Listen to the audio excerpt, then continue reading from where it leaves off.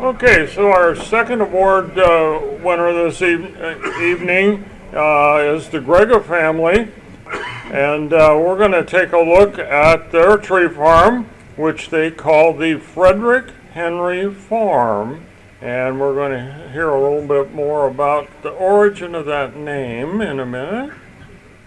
So, a little history on the farm. Again, has some tremendous parallels to the place you just saw. So about the same size, a couple hundred acres, 170 in forest land, 30 acres in pasture land. History here is 1908. The three Walls brothers, Fred, Ed, and Joe, came west from Idaho. They purchased 100 acres in the Newaukum Valley there, and they split it three ways. So 1914, Barb's dad, Frederick Henry Harry Walls, better known as Harry, was born at the farmhouse to Fred and Mabel. 1935, Harry purchased another additional 150 acres of cut-over forest land from the Carlisle Lumber Company. You know, typically you hear the term stump ranching. So his idea was for summer pasture land there. So 2015, 113 acres of that Carlisle purchase was logged to settle Harry's estate. Steve and Barb now become, so that enabled them to buy out the other family members that were no longer interested in continuing with the family farm. So that leaves Steve and Barb as the sole owners. 2021, the original 1910 farmhouse is remodeled.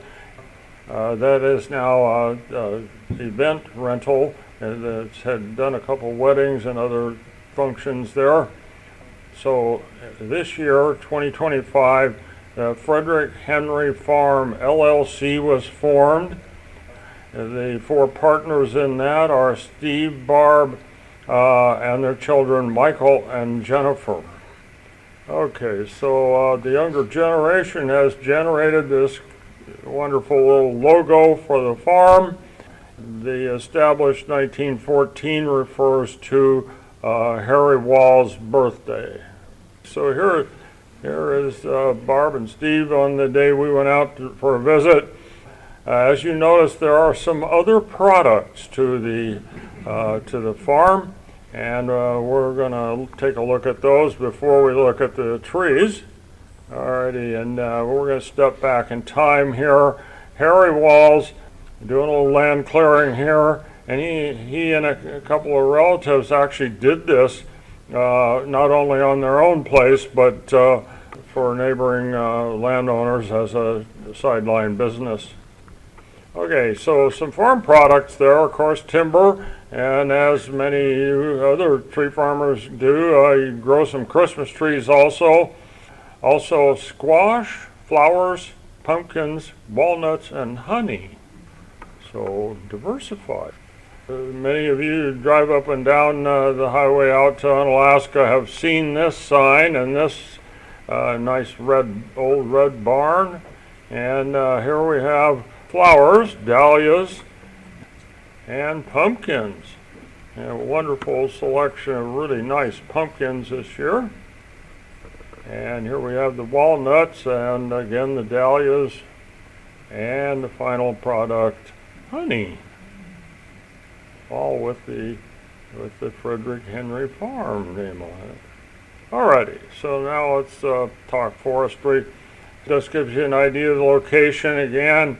So I-5 on the left there, running north-south, State Route 508, running east-west, headed out for Unalaska.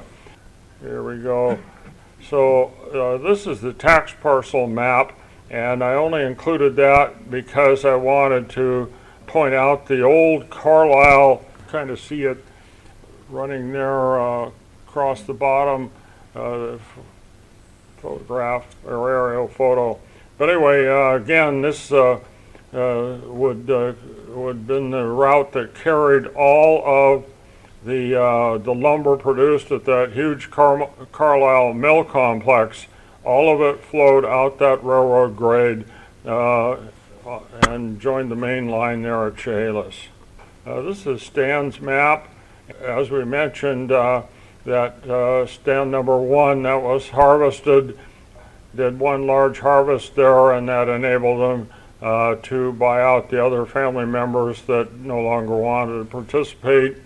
And then we go down up here to stand 2 that had been harvested a little earlier and had some root rot in it, so they elected to plant alder in there, which is resistant to root rot. They wound up over time with about 2,000 stems to the acre in there, and so they did a pre-commercial thin on that and took that down to about 300 in 2018. So then if you look down the lower left corner, so you see those stands 3 and 4, that's all mature Douglas fir, or what we would call mature today, and that varies in age from about 40 with a few scattered remnants of the original second growth, like 80 stuff scattered in there. So, and then that stand 6, that's a planting that was done in 2006. It's doing well and approaching a cut-to-length thinning here in the next few years. Here we are out on stand 1, taking a little tour. And that stand is 105 acres, planted 9 years ago, and they had some trouble in the first planting. They had a hot summer right after that first planting, and so they had to go back, plant a second time, and then a couple of years went by, and the brush, they were struggling with brush, and they've gone in and sprayed the brush. Now you see that nice well-stocked stand, about 9 years old, and if you look at the nice dark green color and those nice long leaders, it's doing quite well. And another byproduct of their logging activities here, they wound up with nice rock road system through the property. So that's stand 1, again 9 years old, and so they're hard to imagine, but up in that nice sloped land, there's apparently a couple of springs or seeps, and so they had challenges like the rest of us, and it got a wet spot or two here and there, so they went back and replanted those where the fir failed, and of course are utilizing western red cedar in those, and you can see they're doing pretty well. Alrighty, here's a picture of Barb and the family back during the big harvest in 2015.